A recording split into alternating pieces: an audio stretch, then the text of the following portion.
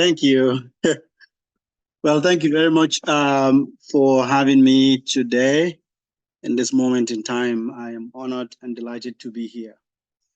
I am coming from Minnesota, as you know, from the University of Minnesota. By way of introduction, I'm a lead scientist in natural capital and ecosystem service studies, and I also direct the Natural Capital Project at the University of Minnesota. So for those of you who may not be familiar with the project, it's a multi-institutional partnership. Just like Fernando has said, the project has been in existence for about 15 years now. It stands for the University, the Chinese Academy of Sciences, the Stockholm Resilience Center, TNC, WWF. Now we have a private sector company that also joined the partnership. The goal is to account for natural capital and assess the ecosystem service benefits that we get from various natural capital assets. So I would like to thank BC3 for having me, particularly the leadership of the areas team, Fernando here, Stefano, Carmen, and of course, Christina, who has also been very instrumental. And of course, my dear friend here, Alexio, who has spent almost all his time with me while I'm here.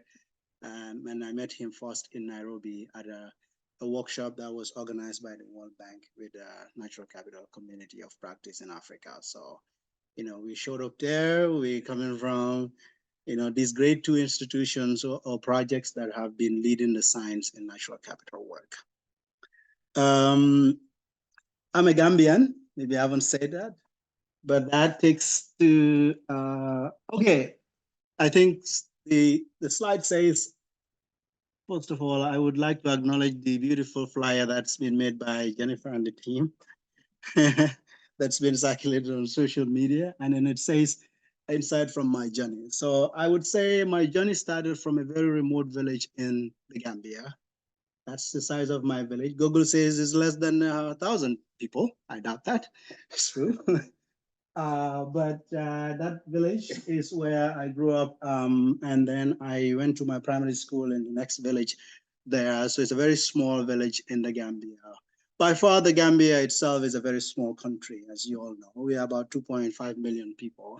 And today I live in the United States with my family. I brought over my dad and my mom, who is staying there with me and my wife and the 3 kids there. So we have a beautiful family there.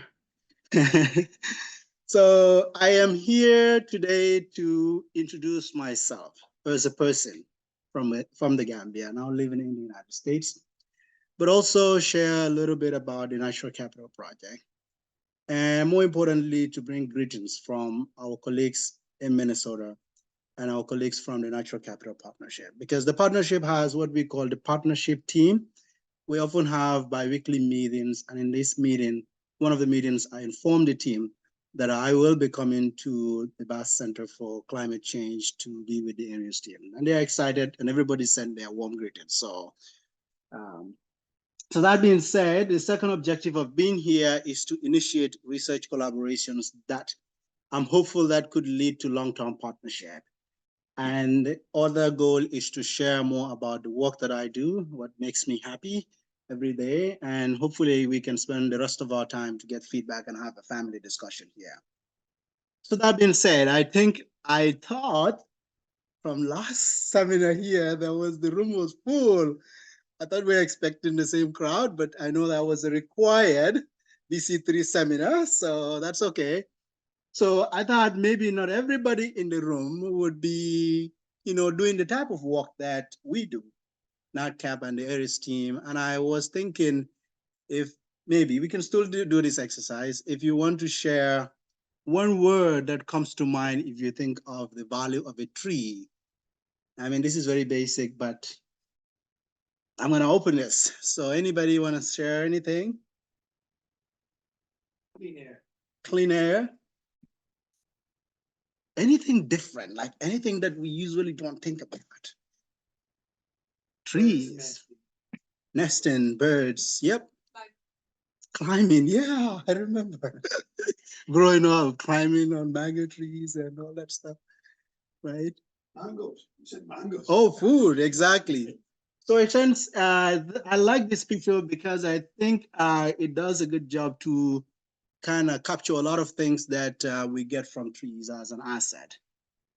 Food is provisioning services, is also regulating services, and even cultural services. There are certain species of trees that are very important cultural and spiritual importance to some of the communities that they around the world. So everything around this is a way of introducing the natural capital project. I think the idea here is that in what we account for in our system of national accounts, we're all familiar with GDP concept.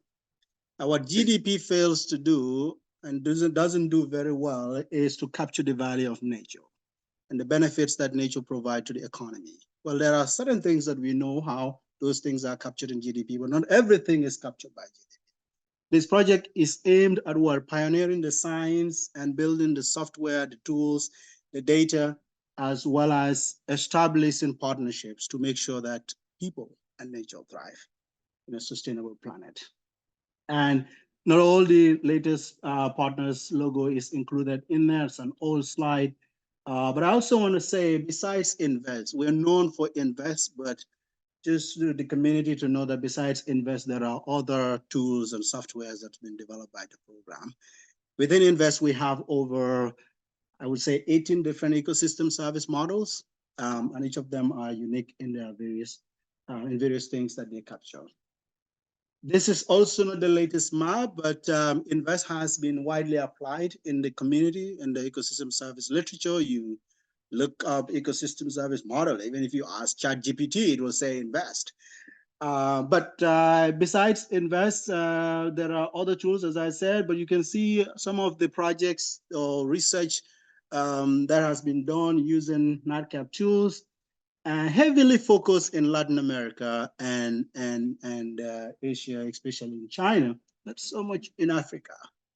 And that's why I'm excited that I'm leading the program, because with my interest in Africa, I hope that in the next couple of years we see more points there in Africa.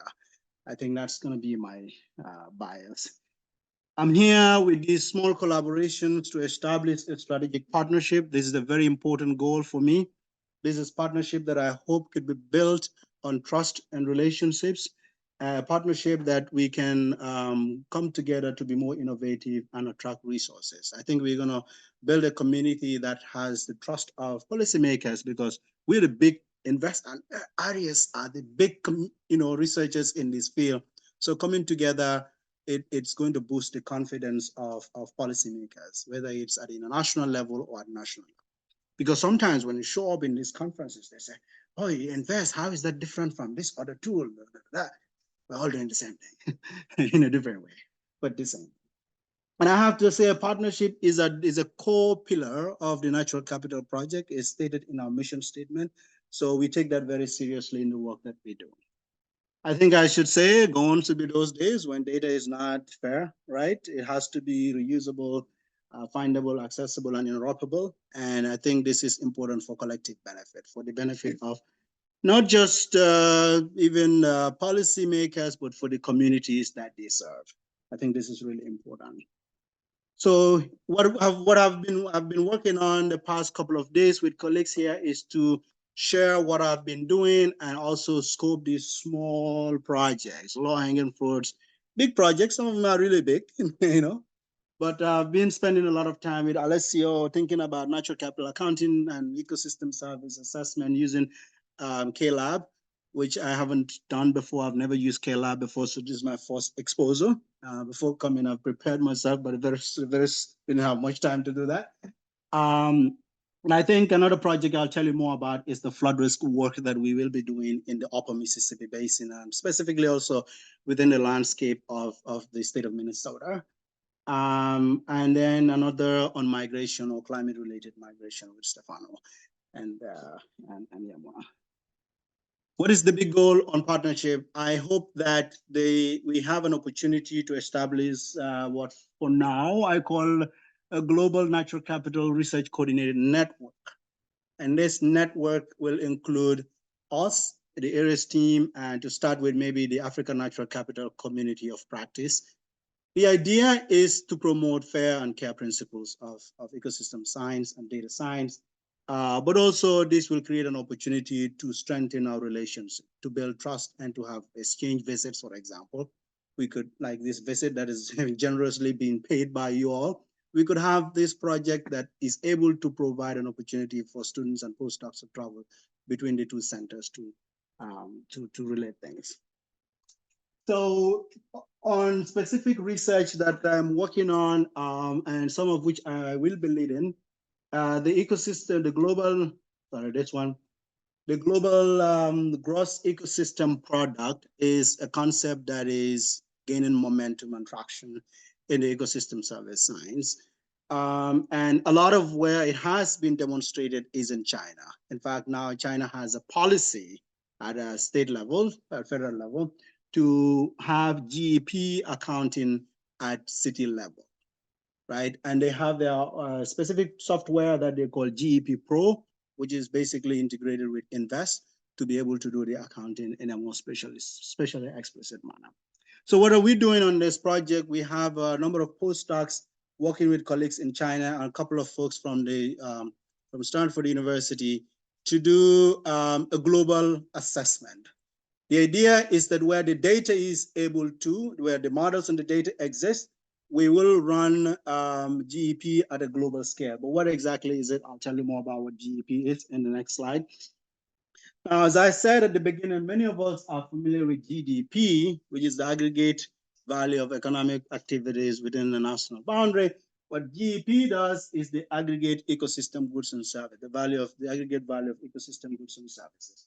Of course, you have a strong linkage with GDP, but we notice that some of the things that are captured, especially on the other side there, they're on regulating and sometimes on cultural services, those cannot be captured in GDP.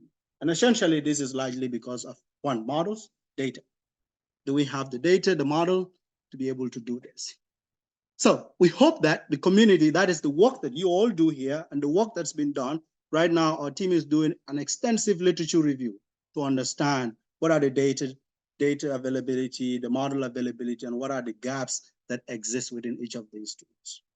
So there is also an overlap between this project and a project that you all are working on, which is the CBD monitoring data framework or database that you've built. So the other project is specifically, we are hiring a postdoc in Minnesota to be involved in natural capital accounting within the state of Minnesota. This is going to be on the asset account, but also on the ecosystem service account. So the flows of benefits that we gain from different ecosystem assets, say water, for example. In Minnesota, water is a very important asset for the state. I think we're going to learn from the work that Alessia and I are doing in the Gambia in this context. This project is pre-approved by Midwest CAS. So the US now has Midwest, what they call climate adaptation science centers. So I'm the PI for this project. It's a 2-year project and it aims to do 3 things. So one is to do a flood risk hotspot mapping. And the second is to evaluate nature-based solution. Once we identify the hotspots, what is the benefit of nature in reducing flood risk in a given hotspot location? And the third one is to build community capacity or enhance our own capacity in terms of the way we engage with the community, but more importantly, to develop a local level climate action plan. And I'll tell you about how this project has been inspired in another work that we've done in Burundi. So think of the previous project as the Open Mississippi level, and this one is more specific to Minnesota because we've extended the hazards to include droughts and wildfires, as well as, what was the other one? Wildfires and heat waves. So those are the additional hazards that we will take into account. So in essence, the goal is to use a compound or multi-risk approach, and the Inform Index is really good at that, to be able to combine different hazards and look at the overlap that you see with multiple hazards instead of if we just focus on flooding. It gives you a completely different image. As I said, this work in Minnesota, the Upper Mississippi would be work that is already informed by a project that I was lead consultant on. This project is a World Bank funded project in Burundi. which has a number of partners involved in it, including colleagues from Stanford University, Adrian specifically, and the Red Cross Climate Center. So what did we do? We wanted to understand the drivers of fragility in the context of Burundi. And I really like this project because this is the type of project that I think climate centers and climate research should take into account. We are transboundary in this type of approach. We're not just focused on specific discipline per se. That makes it interesting. That's why you have to get many people involved in this project. But the basis, the history of the project is that the World Bank funded a landscape restoration project in Burundi in 31 colines. So colline is the lowest administrative level in Burundi. And then they said, this is a very successful program. How do we scale it up? The question now becomes, we need to do an evaluation and assessment. And how do we do that? That introduces this project that is pro-green funded. But it does a couple of things. One is it looks at historical, current, and projected climate trends, mainly on temperature and precipitation trends across the country. And then we use a bunch of invest models to get land degradation mapping, and then flood risk, as well as conflict. So it is climate and conflict. So I think this is a very interesting one because Burundi is a fragile state. It's not only dealing with climate, but the fragility nature of the country is really important because Burundi has gone through civil war that still triggers certain problems within the community, especially in the rural areas, particularly land-related conflict. So it's important that you take conflict into account. In the way we just kind of did more of a literature review and a semi-structured interview to understand where conflict has been predominantly occurring across the country. And as I said, Inform has been used to integrate those results. But here are the hazard-specific results. We have one on landslides and floods and soil erosion, as well as droughts. And you can see the precipitation and temperature patterns across Burundi. Of course, it's been warming in Burundi. Precipitation is very variable. Some parts of the country gets more precipitation than others. So you can think of all of those different hazard maps composite into the one on the left here, which is the composite multi-risk hazard exposure map that takes into account exposure of people, crops, and infrastructure. But vulnerability there gives you a different story. This is looking at socioeconomic vulnerability, multidimensional poverty, and different vulnerability groups across Burundi, including IDPs, women, and all that stuff. And then capacity is basically institutional structures that exist or resources that may be available at the colline level to be able to address this crisis. So what I'm saying is that I think this is an interesting story because you see that if you look at each of the maps, you see a different pattern. So what we did was to composite all of those together to get a multi-risk hotspot map. And that tells us that almost 98% of Burundi is vulnerable. In fact, half of it is highly vulnerable to various climate hazards. Capacity is low. It's almost homogeneous. Almost all collines have the limited or basic capacity. And we look at sectors. So these are the sectors that have been identified as priority areas to focus on. This is also done in consultation with the government. So this is science, impact-driven work, which engages government at a very, very effective, in a very, very effective way. What I think we will do in the Midwest, and we've done in Burundi, is to cross-validate the results. And the process of doing this is through workshops.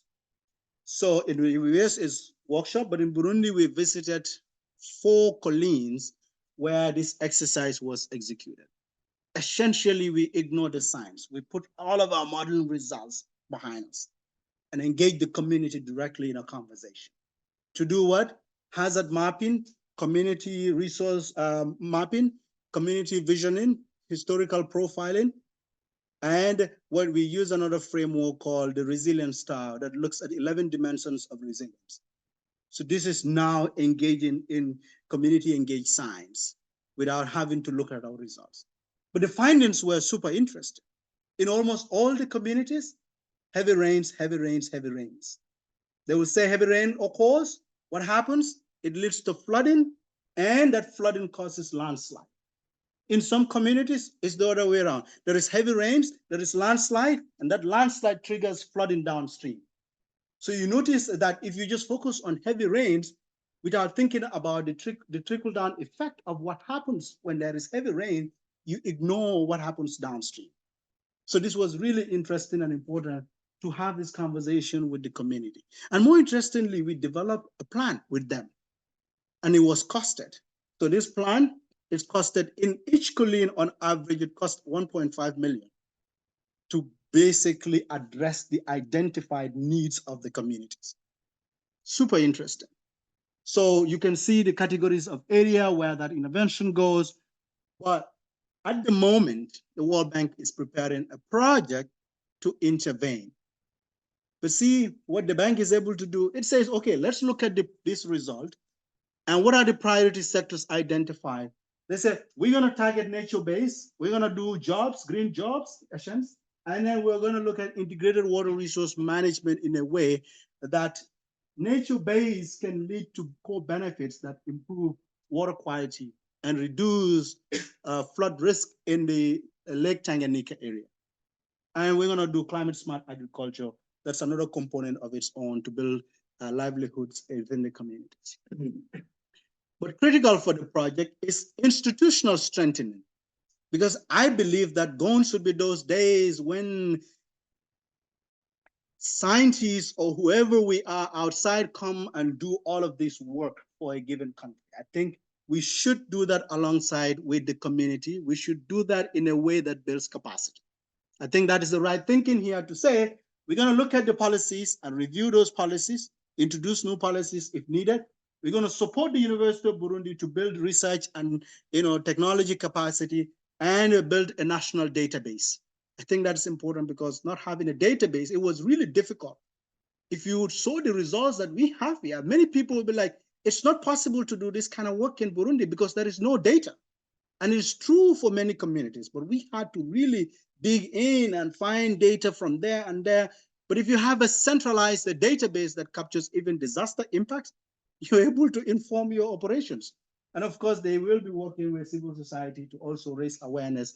And I think the idea is this is an example of not only a multi-risk approach, but a multi-sectoral approach, where you're not just focusing on one part of the problem, but then you can look at it from a different perspective. This online results, I think for some of you that may be interested in this project, we have a really nice story map. We have an e-library. Basically, all of the literature, the videos, and everything is packaged in the knowledge platform. And we also have a digital ebook, basically. These are interactive tools that you can work with, or you can share with people who may not understand the maps, but they can really understand the context. So what is now think of everything we've said is the modeling part, is the result and all that stuff. Now, how does it inform the projects? This is one example.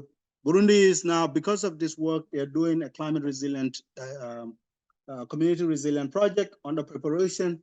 And I remain with the team as the consultant here. The idea is that imagine what I've shown. All of those vulnerable colleens, over 2,600 colleens. At the moment, with $70 million, this is what can be done on landscape restoration. They could only go into 112 colleens that covers about 31 watersheds.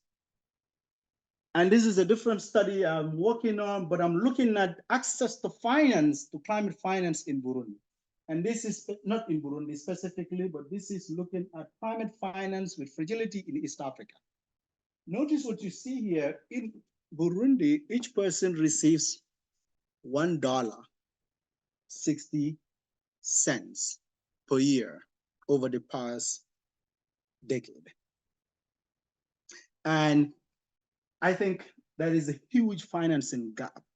If you go by the basic things identified by the communities and to do resilient investment, it costs at least 5 billion to start with.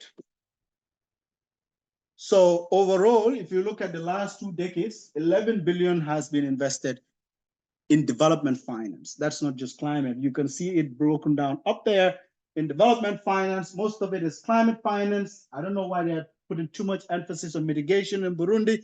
I would switch that if I can, because I think the focus in Burundi should be adaptation. However, these may be mitigation projects that have adaptation core benefits. But if you just look at adaptation, you can see that there, I think it's the fourth one on the list in terms of the areas funded by development finance. And this is development finance captured across the board, including MDB funding, bilateral, philanthropic, and private sector funding. That's all included there. So here's just to show you the specific columns where this intervention will go. And another project, which is a transport resilient project. The question comes back to us. You've done this climate risk assessment. How does this impact our transport project?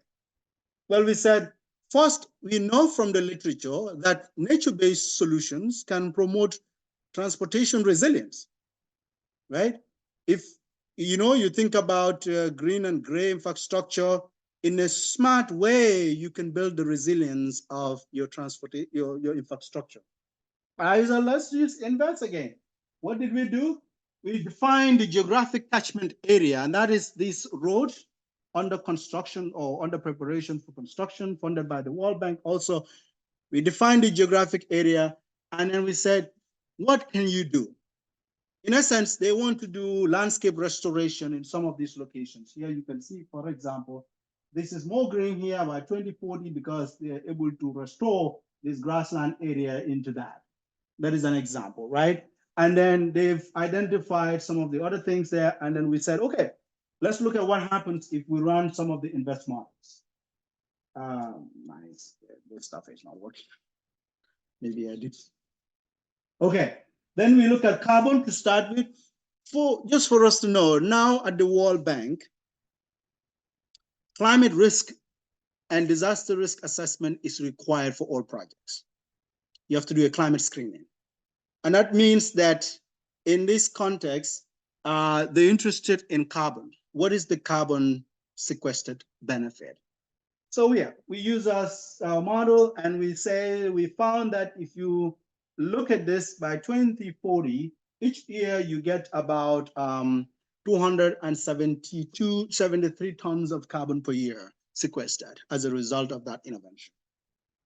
And then we look at the social cost of carbon, which is a very debatable concept, but we use World Bank, own numbers in terms of what the numbers should be, the social cost of carbon, if you're going by RCP 4.5 versus if you're going by 8.5. And we use the market discount rate. The discount rate in debate on climate change is an interesting one. However, I don't agree that should be the number, but that's the market number, the market discount rate number that we use. I think it should be much lower than that. However, that gives you some results in terms of the economic value that you get. The other model was the seasonal water yield that I've used. And then seasonal water yield looks at runoff. So one of the outputs of this model is quick flow. And the quick flow is monthly, and it's by each rainy event for each rainy month. What you gain is a reduction of quick flow about 88 millimeter per hectare. That should have gone towards the road area. So notice that this is the road. Much of this road has high exposure to flood, basically, in this case. But with little, we cannot stop this. The idea would be you want to reduce this as much as possible. That is almost impossible. But at least we are able to reduce it a little bit based on this intervention. And then base flow is it's annual. Its quick flow is monthly, but this is more of annual flow of water movement underneath the subsoil. And we also see a reduction in base flow as a result. However, local recharge is the recharge of the groundwater aquifer. That was found to be insignificant. The project was not heavy enough to do any much on that area. The reason is because the water needs of the plants that you put in place need to be satisfied first before you can think about recharging the aquifers underground. This is another model that has been used, sediment. Many of you are familiar with this. So the simple idea is that you get a landscape that looks like that, and you are able to intervene there with nature-based solution, and that flow reduces how much sediment goes downstream.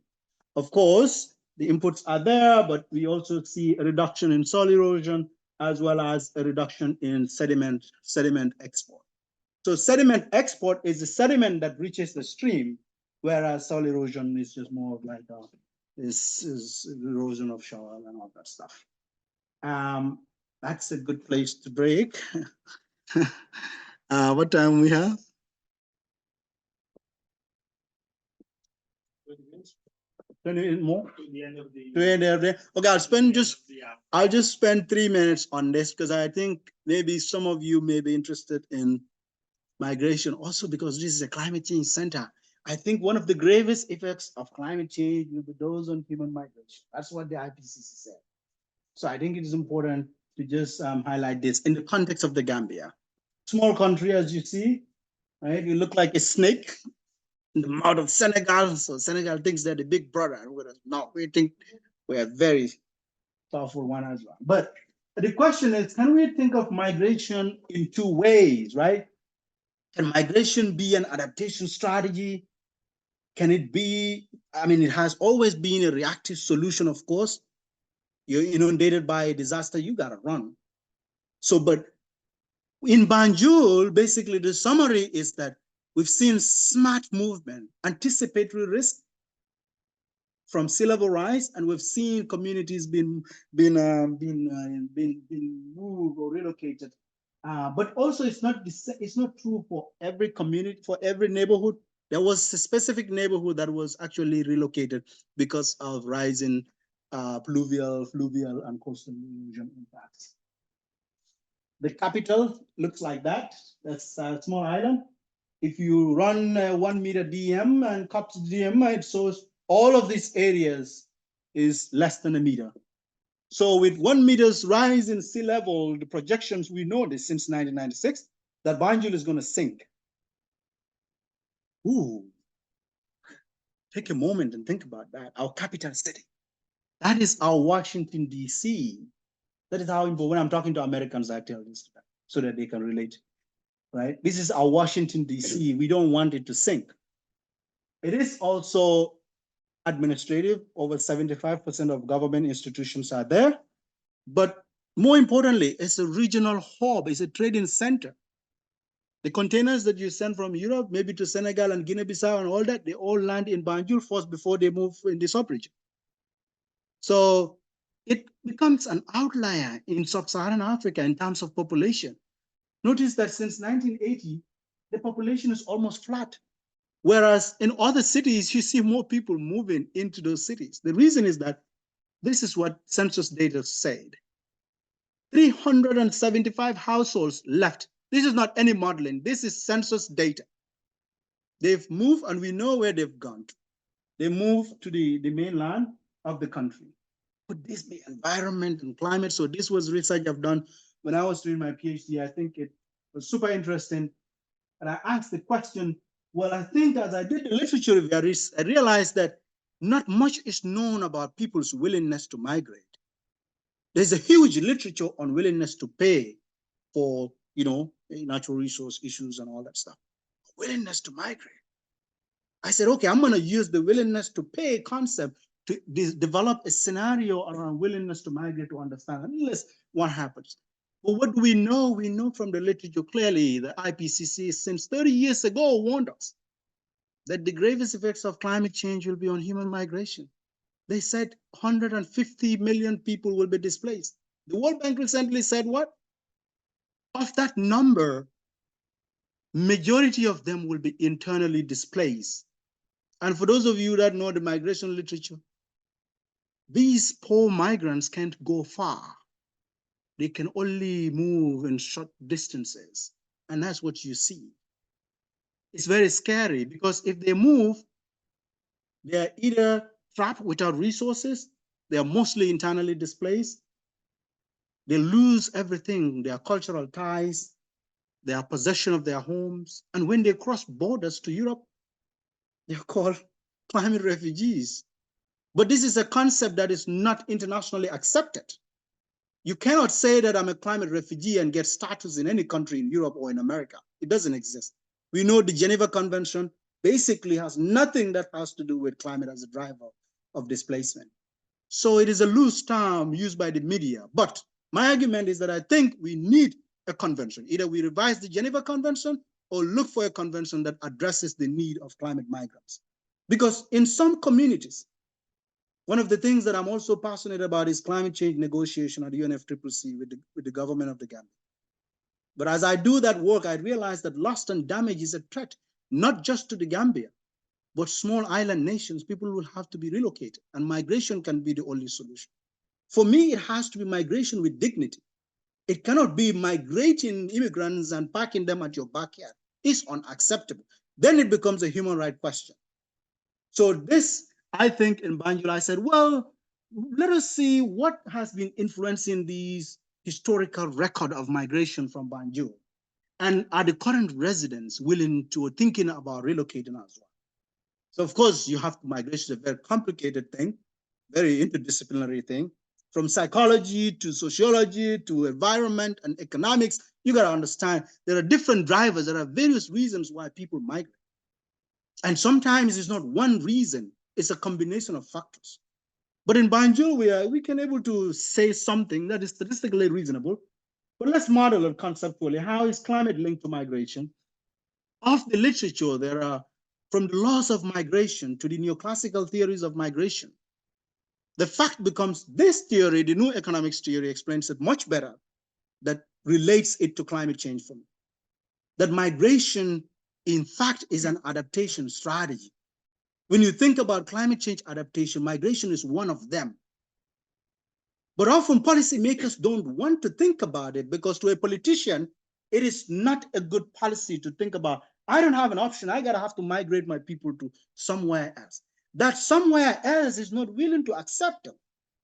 But the fact is that it has to be the only solution for some people. So that helps us to explain. Robert makes it better, clarifies it, and said, let's look at it. He said, everything else, think of migration as exposed to various hazards. Your vulnerability is exposed to sensitivity of how exposed you are, and adaptation solutions, but migration. That's how we can understand it. Then that's linked to the IPCC. In the Gambia work, I said, okay, let's look at it. What's happening? So we have a driver, which is climate change, a stressor that has ecological effects. Of course, you have melting of the ice and you have sea level rise. Those have attributes and indirect impacts. Sea level rise leads to what? Coastal erosion, soil erosion. It leads to flooding, and then there is infrastructural failure or whatever. Some people will migrate. However, before people migrate, one thing I know from the migration literature is that people love where they come from. Fisher calls it the immobility paradox. People love where they come from. If they have the option, they want to stay at home. But before they move, they think about, can I modify my vulnerability? Can the government protect us from rising sea levels? In Banjul, it's not very obvious that the government could at the moment. In fact, the government relocated a number of households from Banjul North in a couple of years ago. So that's all saying that if modification is possible and protection is possible, they would rather prefer to stay. But if this is not possible, they perceive sea level. We're now seeing a number of households that are running from there, from boom, and they are going because they don't have any options. Well, on the willingness to coming back to that, the results, this is survey data, but Julian saying, even without government support, half of the population that we spoke to said they are going to migrate, they're gonna leave. And we understand. Why did you think that your neighbors left? What were the reasons for why they left? Banjul is the capital city, is an economic hub. It doesn't make economic sense for somebody to leave Banjul. Well, they said a number of things. We categorized those variables. Among them, environment and climate drivers using different regression models shows to be statistically significant. Whereas things like economics is not. This is in relation to whether they will migrate. The current Gambia government policy doesn't say anything about migration, whether as an adaptation strategy. Perhaps it's time for the government to think about the relationship between climate and migration. And that's all I have. I think I spent more time than I thought, but it's all good. I'm gonna open for questions and see if you have any reactions, feedback, related to anything that I've said. I gave you so much information, so much. But yeah, anything. These are just some questions about. I will be thinking too much about flooding the next 2 years. Flooding. And then maybe with loss and damage. Yeah. And so if you have any thoughts, feedback, you're very much welcome. Thank you.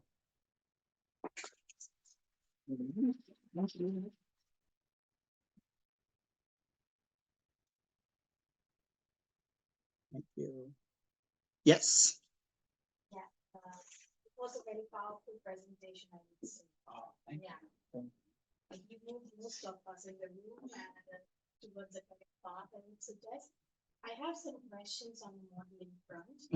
I've seen how you have tried to overlay vulnerability, exposure, capacity, but how you have combined those layers, like were they additive, multiplicative, or you had like different profiles, combining them together? So that wasn't reflected in the presentation. So that aroused my curiosity to know, because I've been also working on those similar stuff. Yeah. It's a great question.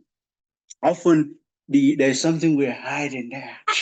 And what has been hidden is that hazard inform doesn't account for hazard interaction.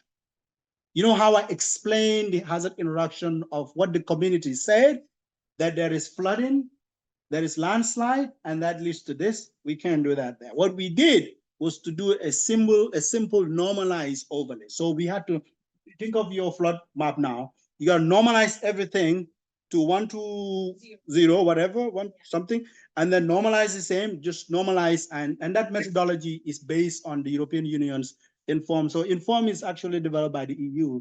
So we use the EU Commission, the European Commission, to do that. So I can send you that documentation on the methodology for Inform, but it doesn't take into account hazard interaction. So that was how it was done. Yeah. We would have loved to be able to do that, but as you can imagine, it's difficult to do.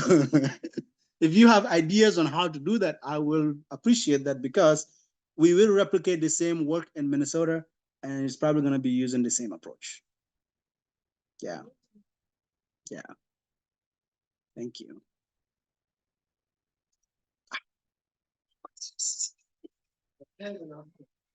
Yes. I would like to say that I love that, and in my opinion, you should do a TED talk, because it was really enjoyable. Thank you. But that, yeah, really. You said that the capital city risks to be inhabitable if the sea level rise up to 1 meter. Do you have a decade in this where this can happen? Yeah. There are already some indications about that. Yeah. So Jallo and others did a study since 1996. We know the global mean sea level rise based on different climate scenarios. We know that the likelihood of 1 meter to occur is by the end of the century. So in fact, by mid-century, we will see, currently, as I said, the coastline has been severely eroded, right? So we expect that this is, I think of it as by 2100, you gotta have plan B. And in my work, plan B is that the Gambia needs a new climate smart capital city. The reason I call it climate smart, because Gambia is very low lying. You don't want to move to the same exposure zone. So you got to do some suitability analysis, which I've done, to kind of know where is the most suitable location for you to place your next capital city. However, the mayor of Banjul will look at me and say, what are you saying? I'm saying that the capital should be protected in the meantime. By 2050, you still want to protect the capital to the extent that you can. I think people can move. I think you can reform and restructure the capital to be not only a tourist destination, but perhaps a destination for a river, maybe for ports or for the rich that can live there. Because as you know, in our study, we realized that it's also the low income group, the middle income group that is moving. The low are not able to move. They cannot afford mobility. The high has so much asset and investment in Banjul, they don't want to move. They love it. So, but their vulnerability is at a different level, right? So I would say the plan is protected by 2050, but find a new city by 2050. Hopefully you can have from the lost and damaged funds, I don't know. Maybe with the Yamuna paper, we are thinking of making the case, right? Making the case because this is a historical responsibility case. Why? Because you see, this capital was occupied by the British. They occupied this during colonialism. This was the governor. The governor was residing in Banjul. They failed to improve the infrastructure in Banjul. Unlike Senegal, Banjul had a different policy on colonialism. In fact, from the colonial records, flooding was shown, Banjul was shown to be a flood-prone location, but nothing has been done. The stormwater infrastructure that remains there is now overwhelmed because it was a small one that was designed for a different period in time. So I think it is a historical responsibility. I would tell the British that they should be responsible to rebuild it. Plus, they are contributing, they've contributed a lot to climate change, taking into account historical emissions. Sorry. But We are actually writing something together with this. It's about connecting historical responsibilities with yeah. and migration as a possible response. So do you actually think migration is an adaptation strategy that is applicable anywhere?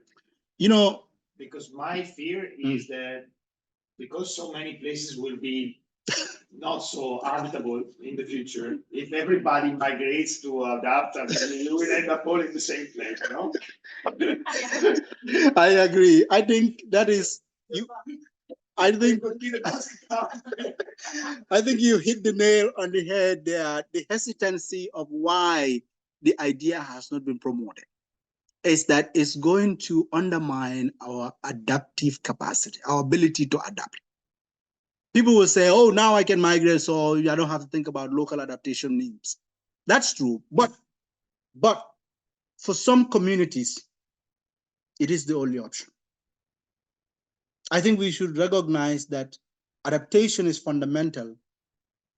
And this is the problem also even with the UNFCCC, I think, because what I'm thinking is that now the funding that is going to adaptation is perhaps going into lost and damage in a good way, but I would think that lost and damage should think about adaptation as, so all I'm saying is that I don't want the funding to lost and damage deviates funding from adaptation. Because now lost and damage is becoming more political, even though it is still not getting momentum in terms of funding, but I think that there has to be increased financing on adaptation. And that's why we are working on the global goal on adaptation, thinking that there can be more increase in means of implementation to promote local adaptation. So I agree with you, but look, the truth is that this has to be case by case basis. Yeah. More questions. What time we have? We still have 5 minutes. Please ask me more questions.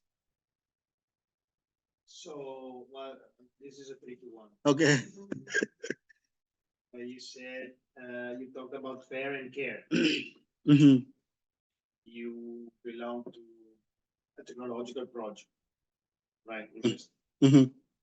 What do you think can be improved in your project about making everything more fair and more care? That's a great one.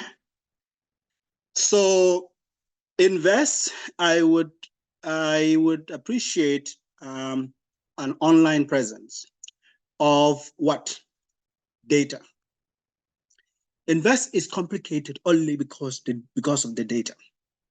If there is a simpler way to generate and have access to data to run different invest models, you'll see different innovative and creative ways of using invest. I've run Invest in Gambia. If somebody else needs to do it in Gambia, they have to go and find the data all over again. But can I have a platform where I can sit my data?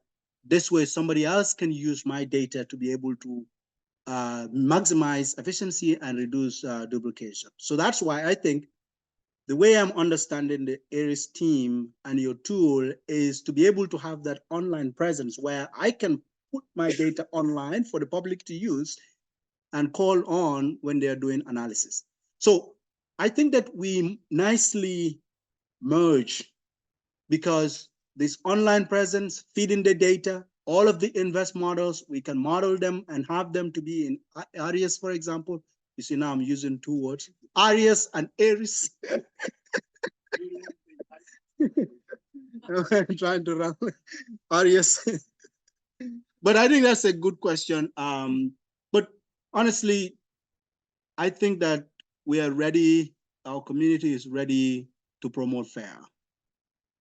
Our documentation is amazing, and I think that we are also on online, on GitHub. We have a lot of depositories. There are a lot of access to, and the other nice thing I see recently with the latest version of Invest is that you run it, you can just get your Python script and go with it, fly with it, and go and modify and do whatever you need to do with it. So I think that these are great ways to promote FAIR and care. The fact that you visited us is already a good indicator. Yeah. of that change. Yeah. Thank you. Oh. Thank you. All right. So I leave tomorrow, unfortunately, but I'll be back again sometime. In the meantime, we have a lot of work to do. I think even without whether we get the NSF honor, I think we should think about having a global network on natural capital. There are many networks, but I don't think there is one on natural capital. I don't know. Okay, that's all from me. Oh, there is a question online. Uh-huh. What?